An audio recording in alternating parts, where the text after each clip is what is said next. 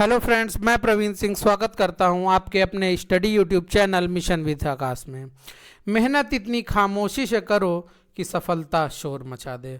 हमेशा याद रखना, बेहतरीन दिनों के लिए बुरे दिनों से लड़ना पड़ता है।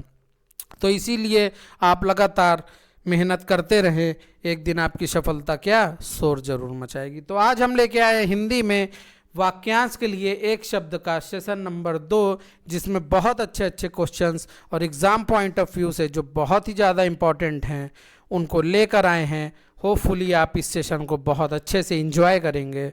तो हम चलते हैं अपने सेशन की ओर। तो क्वेश्चन नंबर पहला है हमारा, जो पहले कभी ना हुआ हो। यानी ऐसी कोई घटना, ऐसी कोई चीज़ जो आज के पहले कभी ना हुई हो, यानी अभूतपूर्व। जैसे कि अभी हाल फिलहाल में आप देखेंगे कि कोई टीम है आयरलैंड, देखिए सबसे ज़्यादा इंडिया अभी कितना जीती, आयरलैंड के खिलाफ हाईएस्ट उसने 225 रन बनाया। तो क्या ऐसा पहले कभी हुआ था? नहीं हुआ था। तो ये क्या है? एक अभूतपूर्व है। तो जो पहले कभी ना हुआ हो वह क्या होगा? अभूतपूर्व होगा। क्वेश्चन नंबर 2 है हमारा, जो पहले ना हुआ हो। यानी जो पहले ना हुआ हो, कभी ना हुआ हो अलग है, और जो पहले ना हुआ हो वह अलग है, ये होता है अपूर्व। ये दोनों क्वेश्चन मैं इसीलिए साथ में लेके आया हूँ क्योंकि कई लोग कंफ्यूज होते हैं। जो पहले कभी ना हुआ को भी अभूतपूर्व समझते हैं, और जो पहले ना हुआ हो उसको भी अभूतपूर्व लगा के चले जाते हैं, और वो क्या हो जाता है? क्वेश्चन आपका गलत हो जाता है। तो चलिए चलते हैं अपने क्वेश्चन नंबर 3 की ओर। क्वेश्चन नंबर 3 है हमारा, जो शोक करने योग्य ना हो। यानी जिस पर शोक ना किया जा सके, या जो शोक करने के काबिल ना हो, जो शोक करने योग्य ना हो, उसे क्या कहते हैं? अशोक कहते हैं। चलिए अगला है हमारा, जो खाने योग्य ना हो। आप कई बार देखते हैं प्रचार या न्यूज़, हर जगह एडवर्टीजमेंट में खाद्य पदार्थ खाद्य पदार्थ खाद्य पदार्थ लिखा रहता है। खाद्य का मतलब क्या होता है? खाद्य मतलब होता है जो खाने योग्य हो। तो यानी जब खाद्य का विलोम शब्द क्या होगा? अखाद्य। यानी जो खाने योग्य ना हो, तो इसका क्या हो जाएगा? हमारा अखाद्य हो जाएगा। चलिए चलते हैं अपने क्वेश्चन नंबर 5 की ओर। क्वेश्चन नंबर 5 है हमारा, जो बीत चुका हो। यानी जो पहले बीत चुका है उसको हम क्या कहेंगे? उसको हम कहते हैं अतीत। कई बार देखते हैं हमारे पहले जो है भूतकाल में घटना घटित हो जाती हैं, बुरी रहती हैं, तो हम दूसरे को समझाते हैं या सांत्वना देते हैं कि अतीत में जो हो गया अब उसे भूल कर आगे बढ़ो। तो अतीत का मतलब क्या होता है? जो पहले कभी घटित हुआ हो। चलिए अगला चलते हैं, क्वेश्चन नंबर 6 हमारा।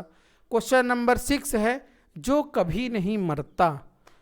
ये तो देखिए बहुत फेमस है और बहुत आसान है, आप इसको कर लेंगे। जो कभी नहीं मरता उसको क्या कहते हैं? हम अमर कहते हैं, और ये इम्पॉर्टेंट भी है।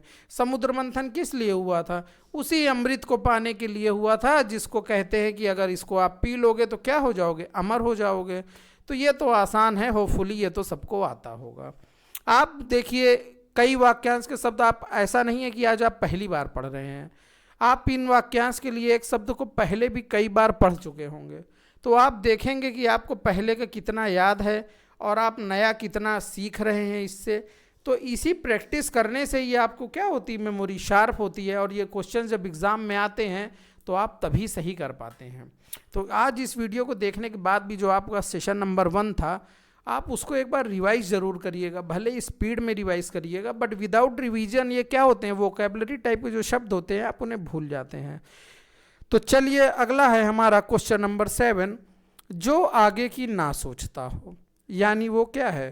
अदूरदर्शी है। और जो आगे की सोचता हो, आप यहीं से उसको क्या कर लेंगे? दूरदर्शी होगा। कई बार होगा हम कोई फैसला लेने के पहले कई बार सोचते हैं, तो फिर आप उसके बाद जब उसका डिसीजन लेते हैं या फैसला लेते हैं तो कहते हैं अरे वो बहुत दूरदर्शी है। यानी वो आगे का भविष्य का सोच के आज ये फैसला ले रहा है। तो आप इसे इस तरह याद कर लेंगे तो ये आपका क्या होगा? गलत नहीं होगा। क्वेश्चन नंबर 8 है हमारा, जिस पर आक्रमण ना किया गया हो। तो जिस पर आक्रमण ना किया गया हो कभी, वह क्या होगा? अनाक्रांत होगा।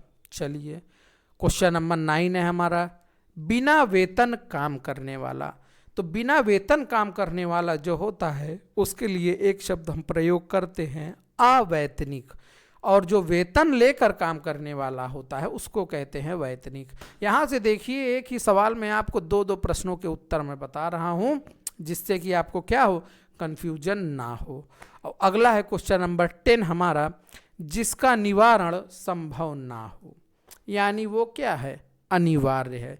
जिसका निवारण संभव ना हो उसका क्या कहते हैं, अनिवार्य कहते हैं कि भाई ये तो आपको करना ही करना है, अनिवार्य है, इसका कोई और निवारण नहीं है। चलिए, जो पानी से नहाता है वो लिबास बदलता है, और जो पसीने से नहाता है वो नसीब बदलता है, इतिहास बदलता है और अपनी किस्मत को लिखता है। तो आप इसी तरह मेहनत करते रहें, और ये आज की आपकी मेहनत आगे भविष्य में आपको बहुत अच्छे से जो है काम आएगी और सफलता जरूर दिलाएगी।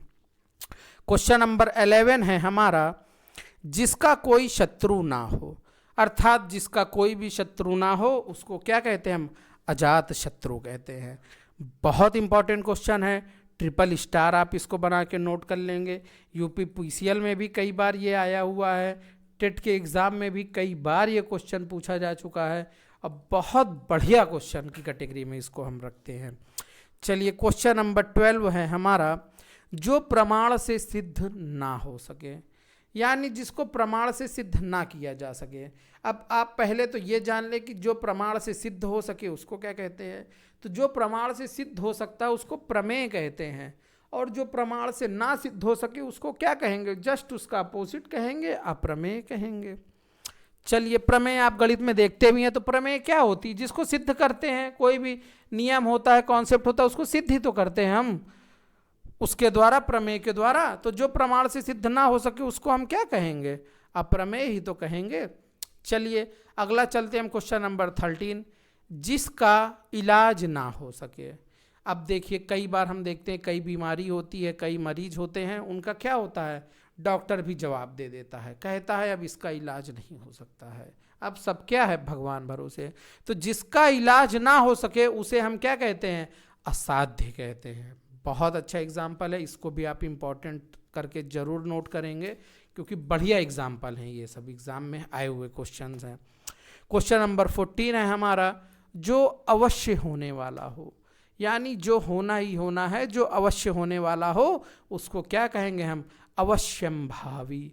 या के ऊपर भी आप देखेंगे अंग की मात्रा है, अवश्यंभावी कहते हैं। बढ़िया क्वेश्चन है ये।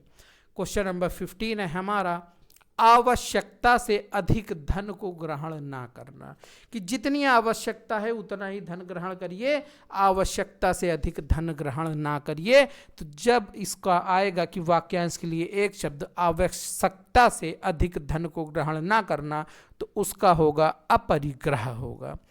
तो अगर ये सेशन आपको अच्छा लग रहा हो, अगर लग रहा हो इस सेशन से आपको बेनिफिट हुआ है, तो प्लीज़ इसे लाइक करिएगा, शेयर करिएगा, और चैनल को सब्सक्राइब करना बिल्कुल नहीं भूलेंगे। आप इसे जो है वीडियो को अपने फ्रेंड से भी बताइए कि यूपी पीसीएल के सिलेबस वाइज पूरा देखिए। आपको लगभग आज लगभग 40% हिंदी का सिलेबस मैंने कवर करा दिया है वीडियोस में। आपको संधि कवर हो गई, समास कवर हो गया, पर्यायवाची विलोम शब्द आपके हो चुके हैं, संधि पर प्रैक्टिस भी हो गई, समास पर भी प्रैक्टिस हो गई, वाक्यांश के लिए एक शब्द चल रहा है। तो इसी तरह धीरे धीरे हम समय के पहले आपका पूरा सिलेबस ख़त्म कर देंगे, और अच्छे अच्छे क्वेश्चंस की सिर्फ प्रैक्टिस करना आपको बाकी रहेगा। और अगर आप प्रैक्टिस करते रहेंगे तो आपका एग्ज़ाम क्लियर होना बिल्कुल 110% श्योर है।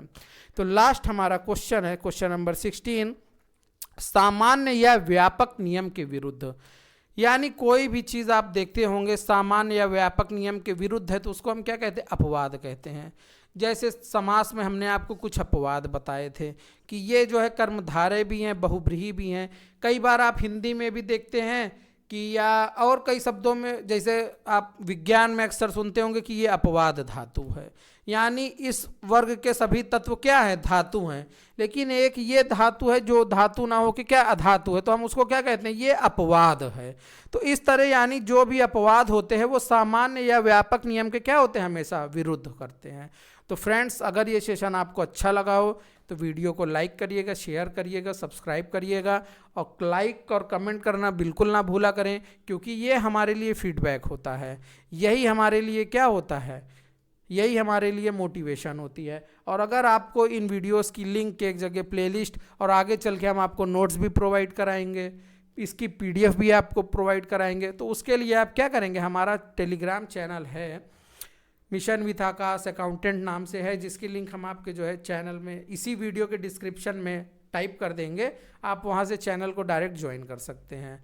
तो इस टेलीग्राम चैनल को भी ज्वाइन कर लीजिएगा, जिसमें हमारे लगभग काफ़ी स्टूडेंट हैं, लगभग 1000 से ज़्यादा स्टूडेंट्स हैं। तो धीरे धीरे संख्या बढ़ती रहेगी और आपको क्या होगी, और आसानी होती रहेगी। तो थैंक यू फ्रेंड्स, इसी के साथ ये सेशन आज का हम एंड करते हैं।